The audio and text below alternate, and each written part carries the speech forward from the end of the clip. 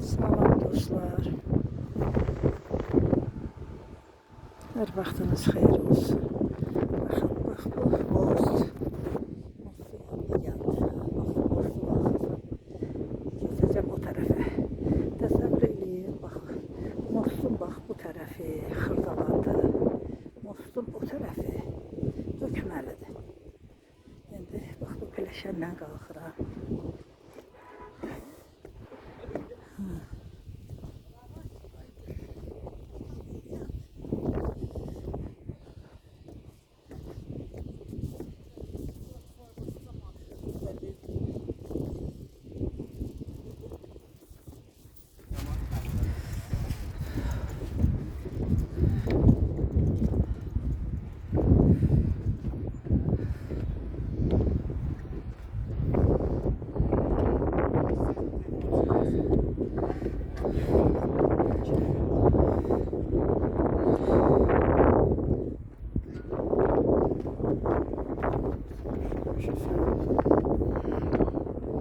Çox qalxdıq ey dostlar.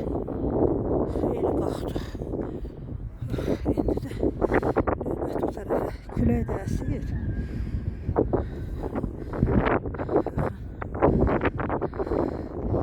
Deməli mostun o tərəfinə keçirik.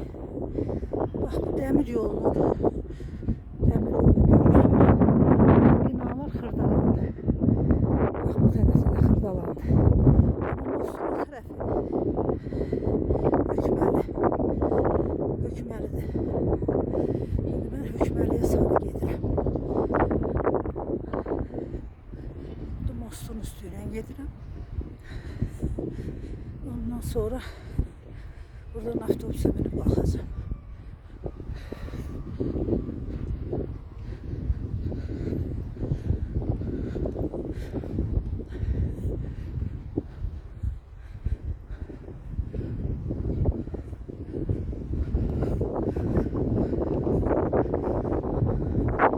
Səhərən külək əsir. Baxın dostlar, yenə göstərir. Bax bu tərəfdə binalar görürsünüz. Ora xırdalandı. Deməli dəmir yoldan xırdalandı. Bax bu tərəfə hökməlidir. Bu binalar görmək xırdalandı. Görürsünüz nə böyük şəhər oldu. Amma bu tərəf bu kəsə yoldur dostlar. Kəsə yoldur. Hökməliyə gedən kəsə yoldur. Əks təqdirdə gərək ekologiya postunun yanından gedəsən, düşəsən üz aşağı, oradan da hökməliyə gedən avtobuslar.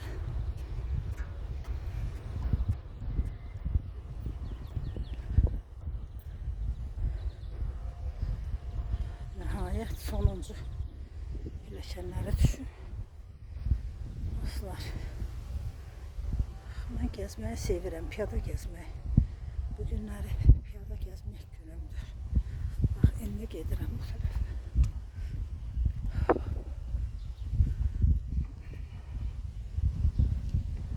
Bax, görürsünüzmü?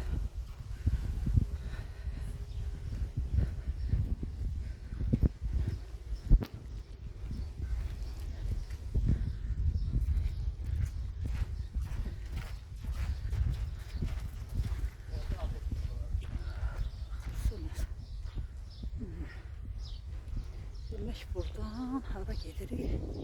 Sola yox. Bax bu sola yox, sağa. Sağ istiqamətdə gedirik. Burada evlərdə artıq bu ev binalar hökməliyə aiddir. Buralar hökməliyə aiddir. Amma hökməli kəndi bu tərəfdə hündürdə evlərdir.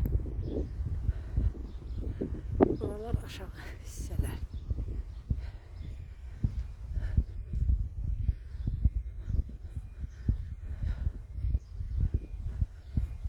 Hava isti olsa da qəşəng meh əsir, külək əsir. Küləkli havada.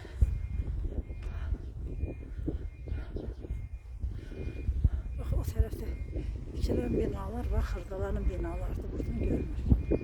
Kranı görürsünüz. Bax buradan qalxırıq yuxarı. Qalxır yuxarı. Aha, bax bu iri maşın hardan çıxdı?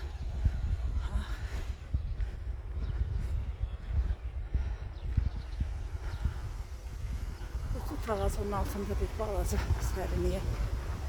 Baxırlar. Görürsünüz iri maşınlar daxil olub bura.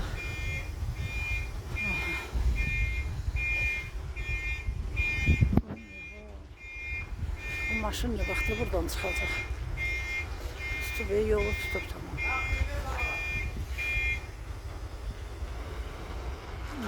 Dönür. Dönür çıxmağa. Aha.